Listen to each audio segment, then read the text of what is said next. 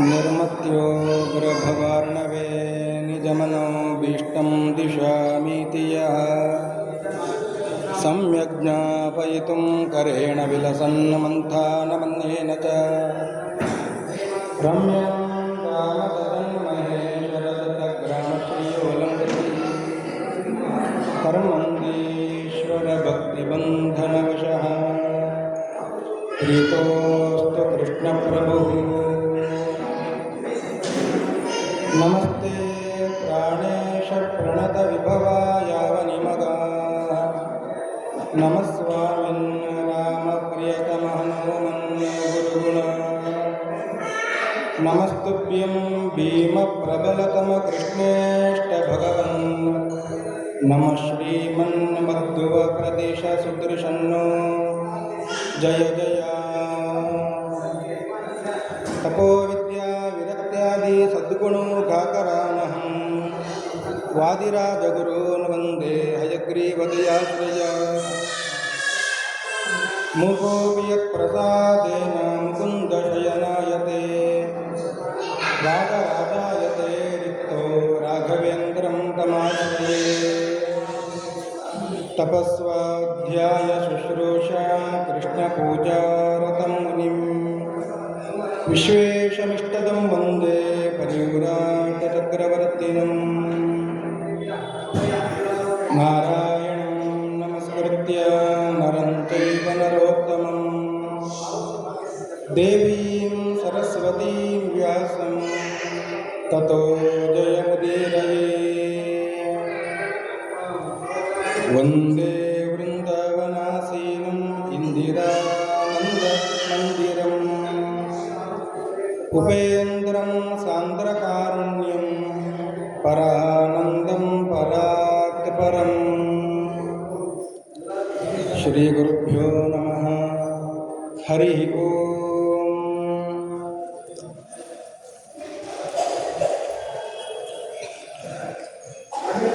ಶ್ರೀ ಗುರುರಾಜನ ಪಾದಾರವಿಂದಗಳಲ್ಲಿ ನಮಸ್ಕಾರವನ್ನು ಮಾಡುತ್ತಾ ಅಷ್ಟಾದಶ ಪುರಾಣಗಳಲ್ಲಿ ಒಂದಾದಂತಹ ನಾರದ ಪುರಾಣದ ಉಪನ್ಯಾಸವನ್ನು ಗುರುರಾಜರ ಪರಮಾನುಗ್ರಹದಿಂದ ಮಾಡಲಿಕ್ಕೆ ಪ್ರಯತ್ನ ಪಡ್ತೇನೆ.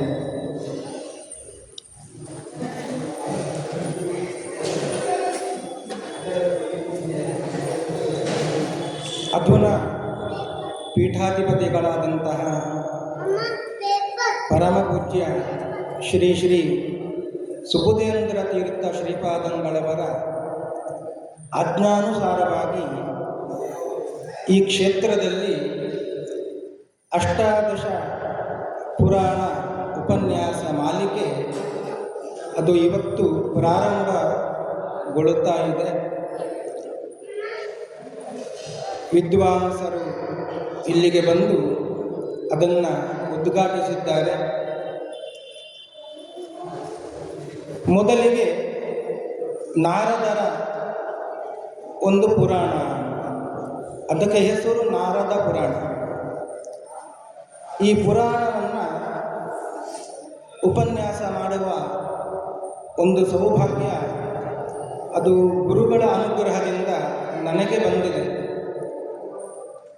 ನಾವು ಈ ಪುರಾಣವನ್ನು ಕೇಳುವ ಮೊದಲು ಪುರಾಣ ಎಲ್ಲಿಂದ ಬಂದಿದ್ದು, ಯಾರು ರಚನೆ ಮಾಡಿದ್ದು ಮತ್ತು ಅದನ್ನು ಹೇಗೆ ಸಂಗ್ರಹ ಮಾಡಬೇಕು ಇದೆಲ್ಲವನ್ನು ತಿಳಿದುಕೊಂಡು ನಂತರದಲ್ಲಿ ನಾರದ ಪುರಾಣವನ್ನು ಪ್ರವೇಶ ಮಾಡೋಣ. ಪುರಾಣದ ಅರ್ಥವೇ ಈಗಿನ ಕಾಲದಲ್ಲಿ ಬೇರೆ ರೀತಿಯಾಗಿ ನಮಗೆ ಕಾಣುತ್ತದೆ. ಯಾರೋ ಇಬ್ಬರು ಬೇಡವಾದ ಮಾತನ್ನು ಹರಟೆಯನ್ನು ಮಾಡುತ್ತಾ ಇದ್ದರೆ ಅವರನ್ನು ನೋಡಿದ ಯಾರೋ ಒಬ್ಬರು ಅವರ ಪುರಾಣ ಪ್ರಾರಂಭ ಆಯಿತು ಅಂತ ಮಾತನಾಡಿಕೊಳ್ಳುತ್ತಾರೆ. ಬೇಡವಾದ ಮಾತಿಗೆ, ಬೇಡವಾದ ಹರಟೆಗೆ ಪುರಾಣ ಅಂತ ಒಂದು ಅರ್ಥವನ್ನು ಈಗಿನ ಕಾಲದಲ್ಲಿ ಕಲ್ಪಿಸಿಕೊಂಡಿದ್ದಾರೆ. ಆದರೆ ಪುರಾಣ ಅಂದರೆ ಹರಟೆ ಅಂತ ಅರ್ಥ ಮಾಡಬಾರದು. ವೇದ ವೇದಾಂಗ ಶಾಸ್ತ್ರಾಣ ಸಾರಭೂತಂ ಪುರಾಣಕಂ. ಪುರಾಣ ಅಂದರೆ ಏನು? ವೇದ ವೇದಾಂತದ ಸಾರಭೂತವಾದದ್ದು ಅದು ಪುರಾಣ. ಹಿಂದಿನ ಕಾಲದಲ್ಲಿ ನಡೆದ ಭಗವಂತನ ಭಗವದ್ ಭಕ್ತರ ಕಥೆಯನ್ನು ಹೇಳುವಂಥದ್ದು, ಅದರಲ್ಲಿ ಜ್ಞಾನವನ್ನು ನಮಗೆ ಕೊಡುವಂಥದ್ದು. ಎಷ್ಟು ಬಾರಿ ಕೇಳಿದ್ರೂ ಮತ್ತೆ ಮತ್ತೆ ಹೊಸತನ್ನು ಕೇಳುತ್ತಾ ಇದ್ದೇನೋ ಎಂಬುದಾಗಿ ಮನಸ್ಸಿನಲ್ಲಿ ಅನುಸಂಧಾನ ಆಗುವಂಥದ್ದು ಇದು ಪುರಾಣ.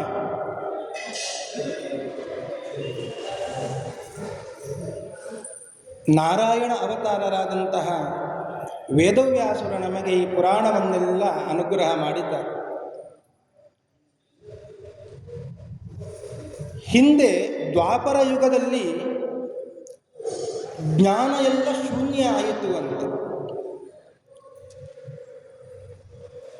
ಆಗ ಬ್ರಹ್ಮ ರುದ್ರಾದಿ ದೇವತೆಗಳು ಭಗವಂತ ನಾರಾಯಣನಲ್ಲಿ ಪ್ರಾರ್ಥನೆ ಮಾಡಿಕೊಂಡರು,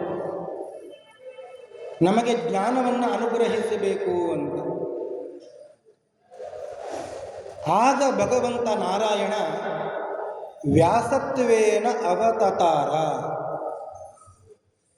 ವ್ಯಾಸರಾಗಿ ಬಂದು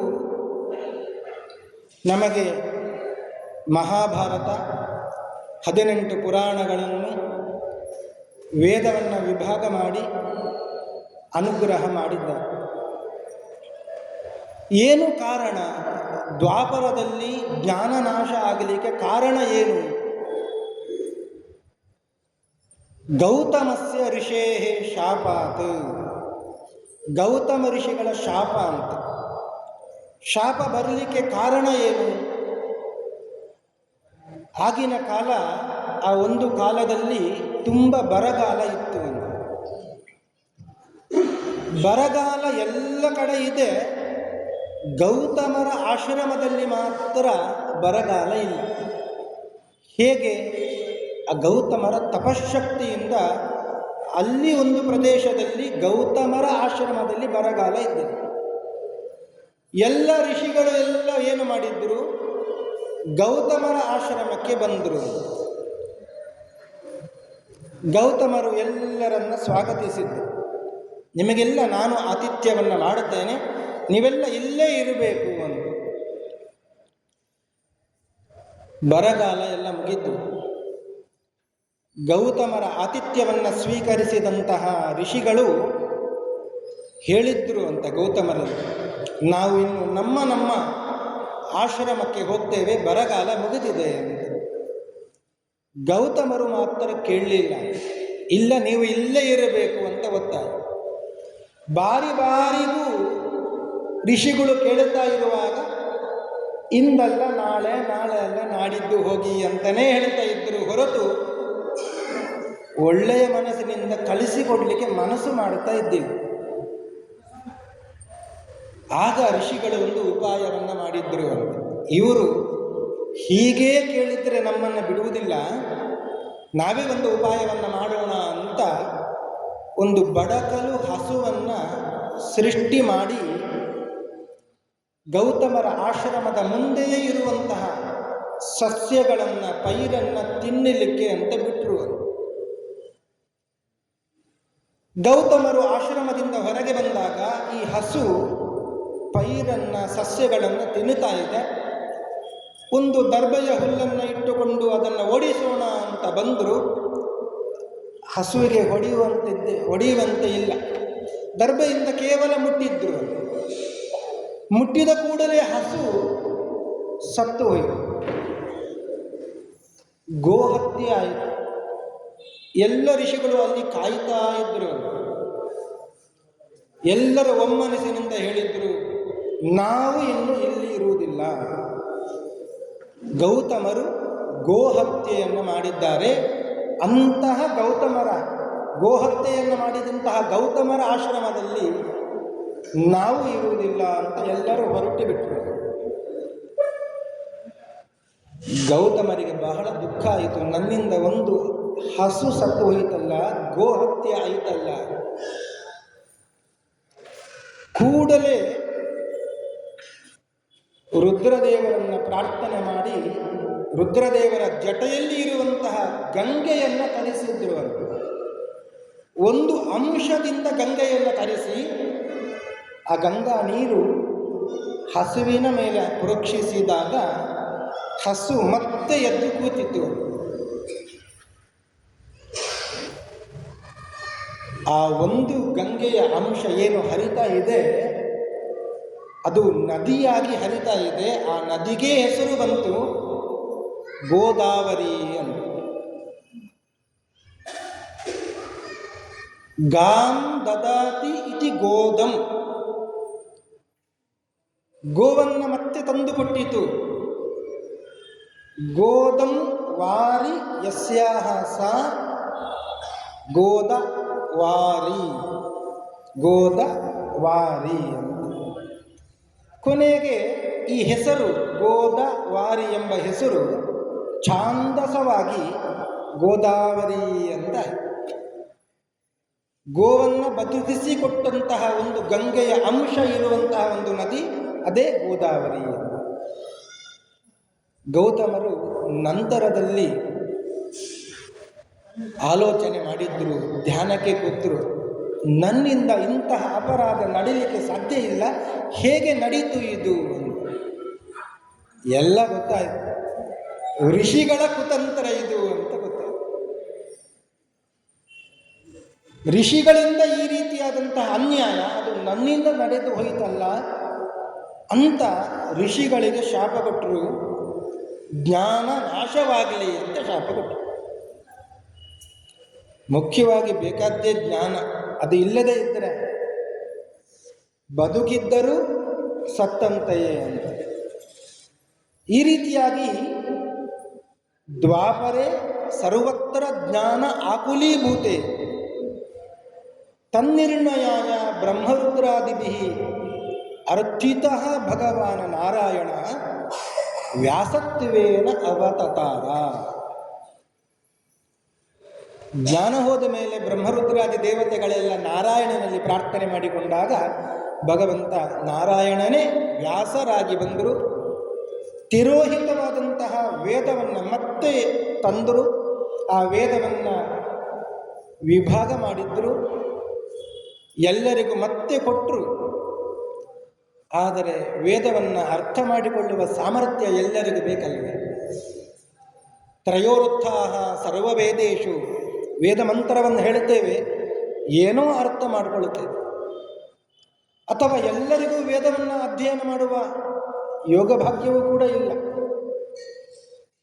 ಅದಕ್ಕಾಗಿಯೇ ವೇದವ್ಯಾಸರು ವೇದಾಂಗ ಸಾರಭೂತಂ, ವೇದಾಂತದ ಅರ್ಥ ಇರುವಂತಹ ಮಹಾಭಾರತವನ್ನು ರಚನೆ ಮಾಡಿದ್ದರು. ಅಷ್ಟೇ ಅಲ್ಲ, ಅಷ್ಟಾದಶ ಪುರಾಣಗಳನ್ನು ರಚನೆ ಮಾಡಿದ್ದರು, 18 ಪುರಾಣಗಳನ್ನು ರಚನೆ ಮಾಡಿದರು. ಯಾಕಾಗಿ? ಎಲ್ಲರೂ ಜ್ಞಾನವನ್ನು ಪಡೆದುಕೊಳ್ಳಿ ಅಂತ. ಎಷ್ಟು ಕರುಣೆ ಅದು ಭಗವಂತ ವೇದವ್ಯಾಸರದ್ದು. ಪುರಾಣವನ್ನು ಏನೋ ಕೊಟ್ಟರು, ಆದರೆ ಈ ಪುರಾಣವನ್ನು ಅರ್ಥ ಮಾಡಿಕೊಳ್ಳಿಕ್ಕೂ ನಮಗೆ ಸಾಮರ್ಥ್ಯ ಇಲ್ಲ ಅಂತ ಆಗಿ ಹೋಯಿತು. ವೇದೇ ರಾಮಾಯಣೇ ಚೈವ ಪುರಾಣೇ ಭಾರತೇ ತಥಾ ಆದೌ ಅಂತೆ ಚ ಮಧ್ಯೆ ಚ ವಿಷ್ಣು ಸರ್ವತ್ರ ಗೀಯತೆ. ಎಲ್ಲ ಪುರಾಣಗಳಲ್ಲಿಯೂ ಕೂಡ ಆದಿಯಲ್ಲಿ, ಮಧ್ಯದಲ್ಲಿ, ಅಂತ್ಯದಲ್ಲಿ ಸರ್ವೋತ್ತಮನಾದಂತಹ ವಿಷ್ಣುವೇ ಪ್ರತಿಪಾದ್ಯ, ಬೇರೆ ಯಾರೂ ಅಲ್ಲ. ಈ ಒಂದು ಮಾತನ್ನು ಇಟ್ಟುಕೊಂಡು ನಾವು ಎಲ್ಲ ಪುರಾಣವನ್ನು ಓದಬೇಕು. ಇಲ್ಲದೆ ಹೋದರೆ ಅಪಾರ್ಥ ಆದೀತು ಅಂತ. ಯಾಕೆ ಅಂದರೆ ಆ ಪುರಾಣವನ್ನು ಆರು ಆರು ಆರು ಅಂತ ವಿಭಾಗ ಮಾಡಿದ್ದು. 6 ಪುರಾಣ ಅದು ಸಾತ್ವಿಕ ಪುರಾಣ, ಇನ್ನು 6 ಪುರಾಣ ಅದು ರಾಜಸ ಪುರಾಣ, ಇನ್ನು 6 ಪುರಾಣ ಅದು ತಾಮಸ ಪುರಾಣ ಅಂತ. ಸಾತ್ವಿಕ ಪುರಾಣವನ್ನು ಓದೋಣ, ರಾಜಸ ಪುರಾಣ ಬೇಡ, ತಾಮಸ ಪುರಾಣ ನಮಗೆ ಬೇಡ ಅಂತ ಹೇಳುವಾಗ ಇಲ್ಲ. ಯಾಕೆ? ಅದು ಭಗವಂತ ವೇದವ್ಯಾಸರಿಂದ ನಮಗೆ ಬಂದಿರುವಂಥದ್ದು. ಅವರಲ್ಲಿ ದೋಷ ಇಲ್ಲ, ಆದ್ದರಿಂದ ಅವರು ರಚನೆ ಮಾಡಿದ ಈ ಪುರಾಣಗಳಲ್ಲಿಯೂ ದೋಷ ಇಲ್ಲ ಅಂತ ಅರ್ಥ. ಹಾಗಾದರೆ ದೋಷ ಇದೆ, ಅದು ತಾಮಸ ರಾಜಸ ಅಂತ ಬಿಟ್ಟರೆ ನಮಗೆ ದೋಷ ಬಂದಿತ್ತು. ಏನು ಅರ್ಥ? ತಾಮಸ ರಾಜಸ ಸಾತ್ವಿಕ ಅಂದರೆ ಏನು ಅರ್ಥ? ಸಾತ್ವಿಕೇಶು ಪುರಾಣೇಶು ಮಾಹಾತ್ಮ್ಯಂ ಅಧಿಕಂ ಹರೇಹೇ. ಏನು ಸಾತ್ವಿಕ ಅಂತ 6 ಪುರಾಣಗಳನ್ನು ಹೇಳಿದ್ರು, ಈ 6 ಪುರಾಣಗಳಲ್ಲಿ ಶ್ರೀಹರಿಯ ನಾರಾಯಣನ ಮಹಾತ್ಮ್ಯ ಅದು ಅಧಿಕವಾಗಿ ಇರುತ್ತದೆ. ರಾಜಸೇಷು ಚ ಮಾಹಾತ್ಮ್ಯಂ ಅಧಿಕಂ ಬ್ರಹ್ಮಣೋ ವಿದುಹು. ಏನು 6 ಪುರಾಣಗಳು ರಾಜಸ ಪುರಾಣ ಅಂತ ವಿಭಾಗ ಮಾಡಿದ್ರು, ಅಲ್ಲಿ ಬ್ರಹ್ಮದೇವರ ಮಹಾತ್ಮ್ಯ ಇದೆ, ಬಹಳಷ್ಟು ಬಂದಿದೆ. ತದ್ವತ್ ಅಗ್ನೇಶ್ಚ ಮಾಹಾತ್ಮ್ಯಂ ತಾಮಸೇಷು ಶಿವಸ್ಯತ. ಏನು 6 ವಿಭಾಗ ತಾಮಸ ಪುರಾಣ ಅಂತ ಮಾಡಿದ್ದಾರೆ, ಅದರಲ್ಲಿ ಅಗ್ನಿಯೇ ಸರ್ವೋತ್ತಮ, ಶಿವನೇ ಸರ್ವೋತ್ತಮ ಅಂತ ಈ ರೀತಿಯಾಗಿ ಮಹಾತ್ಮ್ಯ ಬರ್ತದೆ. ಆ ಕಾರಣದಿಂದಲೇ ಸಾತ್ವಿಕ ಪುರಾಣವನ್ನು ಓದುವಾಗ ಹೆಚ್ಚು ಅಧ್ಯಯನ ಬೇಕಾಗಿದೆ. ರಾಜಸ ಪುರಾಣ ತಾಮಸ ಪುರಾಣವನ್ನು ಓದುವಾಗ ಅಧ್ಯಯನ ಮಾಡುವಾಗ ಈ ಮಾತು ನಮಗೆ ಯಾವತ್ತೂ ತಲೆಯಲ್ಲಿ ಇರಬೇಕು. ವೇದೇ ರಾಮಾಯಣೇ ಚೈವ ಪುರಾಣೇ ಭಾರತೇ ತಥಾ ಆದೌ ಅಂತೇತ ಮಧ್ಯೇತ ವಿಷ್ಣು ಸರ್ವತ್ರ ಗೀಯತೆ.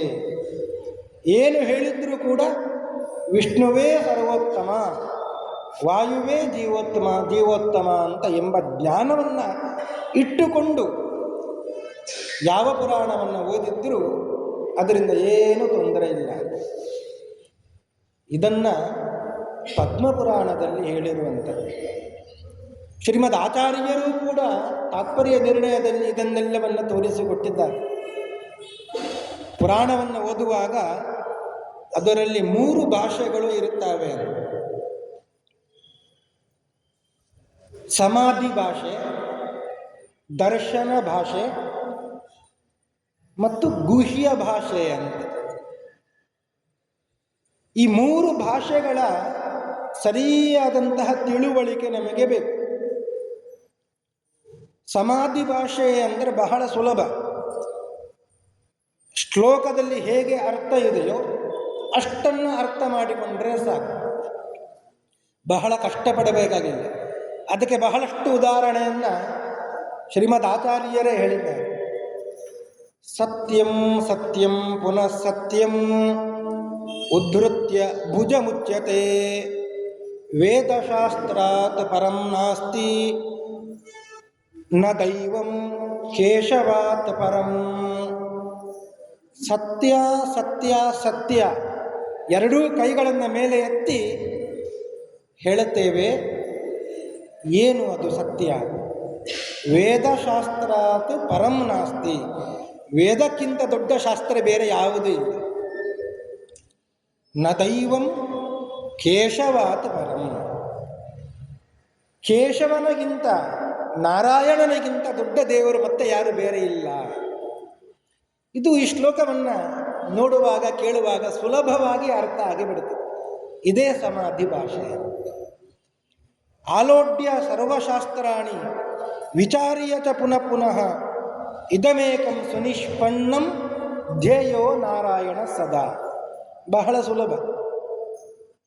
ಎಲ್ಲ ಶಾಸ್ತ್ರಗಳನ್ನು ಮಥನ ಮಾಡಿ ಕೊನೆಗೆ ಹುಟ್ಟಿದಂತಹ ವಿಷಯ ಏನು ಅಂದರೆ ಧ್ಯೇಯ ನಾರಾಯಣ ಸದಾ, ಯಾವಾಗಲೂ ನಾರಾಯಣನ ಧ್ಯಾನ ಮಾಡಬೇಕು ಅಂತ. ನಾಸ್ತಿ ನಾರಾಯಣ ಸಮಂ ದೇವಂ ನ ಭೂತೋ ನ ಭವಿಷ್ಯತಿ ಏತೇನ ಸತ್ಯವಾಕ್ಯೇನ ಸರ್ವಾರ್ಥಾನ್ ಸಾಧಯಾಮ್ಯ. ನಾರಾಯಣನಿಗೆ ಸಮನಾದಂತಹ ಬೇರೆ ದೇವರಿಲ್ಲ, ಸಮರಾದ ದೇವರೇ ಇಲ್ಲ ಅಂದಮೇಲೆ ಉತ್ತಮನಾದವನೇ ಇಲ್ಲವೇ ಇಲ್ಲ. ನಾರಾಯಣನೇ ಸರ್ವೋತ್ತಮ. ಇದು ಹಿಂದೆಯೂ ಹೌದು, ಮುಂದೆಯೂ ಹೌದು. ನಾಸ್ತಿ ನಾರಾಯಣ ಸಮಂ, ಇದು ಸಮಾಧಿ ಭಾಷೆಗೆ ಉದಾಹರಣೆ. ಇನ್ನೊಂದು ದರ್ಶನ ಭಾಷೆ. ವೇದವ್ಯಾಸರೇ ಹೇಳಿದ್ದಾರೆ ಪುರಾಣಗಳಲ್ಲಿ, ರಾಜಸ ಪುರಾಣ, ತಾಮಸ ಪುರಾಣದಲ್ಲಿ. ವೇದವೇ ಕೂಡ ಹೇಳ್ತಾ ಇದೆ, ಅಲ್ಲಲ್ಲಿ ಬರ್ತದೆ. ಅಗ್ನಿಯೇ ಸರ್ವೋತ್ತಮ ಅಂತ ಬರ್ತದೆ. ಅಗ್ನಿಮಿ ಏಳೆ ಪುರೋಹಿತೈ ಯಜ್ಞಸ್ಯ ದೇವ ಮೃತ್ವಿಜಂ. ಇಂದ್ರನೇ ನೀನು ಪರಮಶ್ರೇಷ್ಠ ಅಂತ ಬರ್ತದೆ. ಇಂದ್ರ ಶ್ರೇಷ್ಠ ನಿದ್ರವೀಣಾನಿ ದೇಹಿ ಚಿತ್ತಿಂ ದಕ್ಷಸ್ಯ ಸುಭಗತ್ವಮಸ್ಮೇ. ವೇದಗಳಲ್ಲಿಯೇ ಇದೆ. ಆದರೆ ನಾರಾಯಣ ಪರವಾಗಿ ಅರ್ಥವನ್ನು ಮಾಡಬೇಕು. ಹಾಗೆಯೇ ಪುರಾಣದಲ್ಲಿಯೂ ಕೂಡ ಇದೆ, ಅಗ್ನಿಯೇ ಸರ್ವೋತ್ತಮ, ರುದ್ರದೇವರೇ ಸರ್ವೋತ್ತಮರು ಅಂತ. ಇದನ್ನ ದರ್ಶನಕಾರರು ಹೇಳಿದ್ದಾರೆ, ಇದನ್ನ ವೇದವ್ಯಾಸರು ಹೇಳಿದ್ದಾರೆ. ಇದು ಪರರ ದರ್ಶನ, ಇದು ದರ್ಶನ ಭಾಷೆ. ಪರರಿಗೆ ತೋಚಿದಂಥದ್ದನ್ನು ಹೇಳಿದ್ದಾರೆ, ಇದನ್ನು ನಾವು ಸರಿ ಮಾಡಿಕೊಳ್ಳಬೇಕು. ತೋರಿದ ಅರ್ಥ ಅಲ್ಲ, ಇದಕ್ಕೆ ಬೇರೆಯೇ ಅರ್ಥ ಇದೆ. ಇಂತಹ ಭಾಷೆ ಅದು ದರ್ಶನ ಭಾಷೆ ಅಂತ. ಇನ್ನೊಂದು ಗುಹ್ಯ ಭಾಷೆ, ಬಹಳ ಕಷ್ಟ ಇದು ಅರ್ಥ ಮಾಡಿಕೊಳ್ಳಿ. ಅದಕ್ಕೆ ಎರಡು ಉದಾಹರಣೆಯನ್ನು ಕೊಡುತ್ತೇನೆ. ಅಟ್ಟಶೂಲಾ ಜನಪದಾ ಶಿವಶೂಲಾ ದ್ವಿಜಾತಯ ಕಾಮಿನ್ಯ ಕೇಶಶೂಲಿನ್ಯ ಭವಿಷ್ಯಂತಿ ಕಲವು ಯುಗೆ. ಈ ಶ್ಲೋಕವನ್ನು ಕೇಳಿದಾಗ ಅರ್ಥವೇ ಆಗಲಿಕ್ಕೆ ಸಾಧ್ಯ ಇಲ್ಲ. ಅದರ ಗೂಢವಾದ ಒಂದು ಅರ್ಥ ಇದೆ ಇದಕ್ಕೆ. ಕಲಿಯುಗದ ಧರ್ಮವನ್ನು ಹೇಳ್ತಾ ಇದ್ದಾರೆ ಇದರ ಭವಿಷ್ಯಂತಿ ಕಲವು ಯುಗೆ. ಕಲಿಯುಗದಲ್ಲಿ ಹೇಗೆ ಇರುತ್ತಾರೆ? ಅಟ್ಟಶೂಲಾ ಜನಪದ, ಅನ್ನವನ್ನು ಮಾರಿಕೊಂಡು ಇರುತ್ತಾರೆ. ತಿನ್ನುವ ಪದಾರ್ಥ ಅದನ್ನು ಮಾರಿಕೊಂಡು ಇರುತ್ತಾರೆ ಅಂತ ಅರ್ಥ. ಶಿವಶೂಲಾ ದ್ವಿಜಾತಯ, ವೇದವನ್ನು ಓದಿರ್ತಾರೆ, ಓದಿ ಆದಮೇಲೆ ದುಡ್ಡಿಗಾಗಿ ವೇದವನ್ನು ಉಪಯೋಗ ಮಾಡಿಕೊಳ್ಳುತ್ತಾರೆ. ವೇದವನ್ನು ಮಾರಿಕೊಂಡು ಜೀವನ ಮಾಡುತ್ತಾರೆ. ಇದು ಕಲಿಯುಗದ ಧರ್ಮ. ಕಾಮಿನ್ಯ ಕೇಶಶೂಲಿನ್ಯ, ದೇಹವನ್ನು ಮಾರಿಕೊಂಡು ಕೆಲವೊಂದು ಸ್ತ್ರೀಯರು ಜೀವನವನ್ನು ಮಾಡುತ್ತಾರೆ. ಭವಿಷ್ಯಂತಿ ಕಲೋಯಿಗೆ, ಇದು ಗುಹ್ಯವಾದಂಥ ಅರ್ಥ, ಮೇಲ್ನೋಟಕ್ಕೆ ಏನೂ ಅರ್ಥ ಆಗುವುದಿಲ್ಲ. ಇನ್ನೊಂದು ಶ್ಲೋಕವನ್ನು ಹೇಳ್ತೇನೆ, ಮಹಾಭಾರತದ ಒಂದು ಶ್ಲೋಕ ಅದು. 5 ಪವಿತ್ರವಾದಂತಹ ವಸ್ತುಗಳು ಅಂತ ಹೇಳ್ತಾರೆ.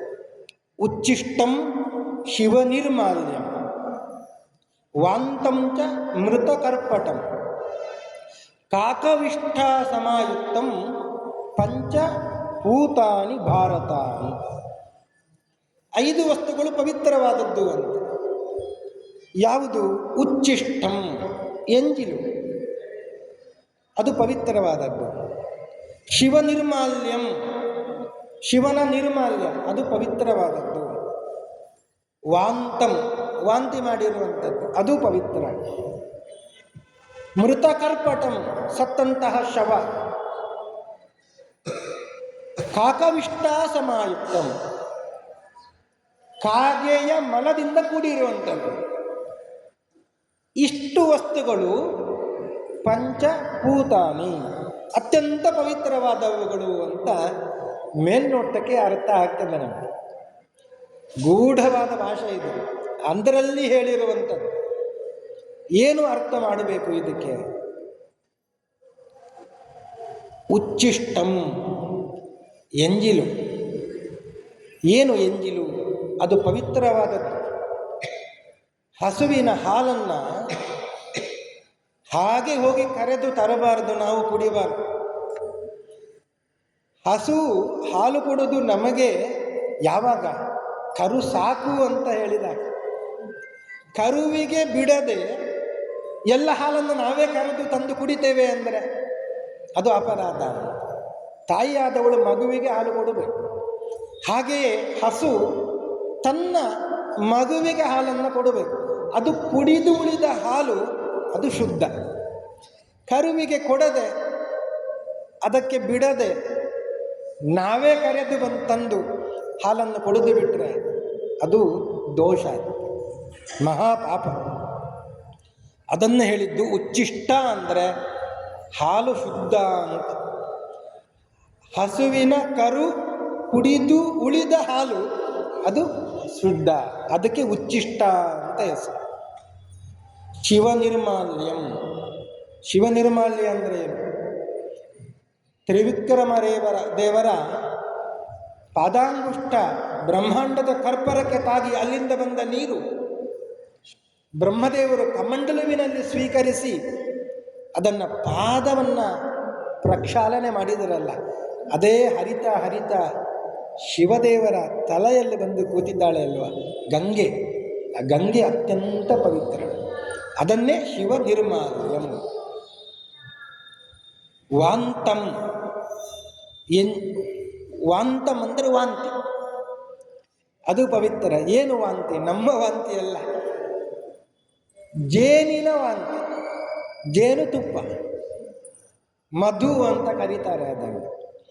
ಅಲ್ಲಲ್ಲಿ ಹೂವಿನಲ್ಲಿ ಹೋಗಿ ಅಲ್ಲಿಯ ಮಕರಂದವನ್ನು ಹೀರಿ ಅದು ತನ್ನ ಗೂಡಿನಲ್ಲಿ ಬಿಟ್ಟು ಅದನ್ನು ಮತ್ತೆ ವಾಂತಿ ಮಾಡುತ್ತದೆ ಅಲ್ಲ, ಅದು ಜೇನುತುಪ್ಪ. ಅದು ಅತ್ಯಂತ ಪವಿತ್ರ. ಮೃತಕರ್ಪಟಂ, ಶವ. ಶವ ಅಂದರೆ ಯಾವುದರ ಶವ? ರೇಷ್ಮೆಯ ಹುಳುವನ್ನು, ಅದನ್ನು ನೀರಿಗೆ ಹಾಕಿ ನಾವು ಬಟ್ಟೆಯನ್ನು ತೆಗಿತೇವೆ, ರೇಷ್ಮೆಯ ವಸ್ತ್ರ. ಇದು ಅತ್ಯಂತ ಪವಿತ್ರ. ಆ ರೇಷ್ಮೆಯ ವಸ್ತ್ರವನ್ನು ಉಟ್ಟು ಊಟ ಮಾಡಿದರೆ ಮಾತ್ರ ಮೈಲಿಗೆ, ಮತ್ತೆ ಬಿಚ್ಚಿಟ್ಟು ಅದನ್ನು ನೀರಿಗೆ ಹಾಕಬೇಕು. ಇಲ್ಲದೆ ಹೋದರೆ ಎಷ್ಟು ಬಾರಿ ಬೇಕಾದರೆ ಉಟ್ಟುಕೊಳ್ಳಬಹುದು. ಅದು ಪವಿತ್ರವಾದ ವಸ್ತು.